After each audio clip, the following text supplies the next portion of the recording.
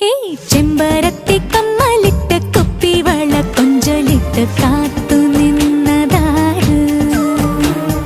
കന്തിവേയിൽ പൊന്നെടുത്ത് 10 മുഴം പട്ടെടുത്ത് പാർത്തു നിന്നതാര് തെളിവാനിൽ നിന്ന മേഘം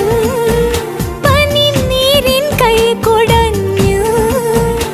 അടിവാകപ്പൂക്കുമീ നാളിൽ നാണം കൊണ്ട് ചെമ്പരത്തി കമ്മലിട്ട് കുപ്പിവള കൊഞ്ചലിട്ട് കാത്തു നിന്നതാര്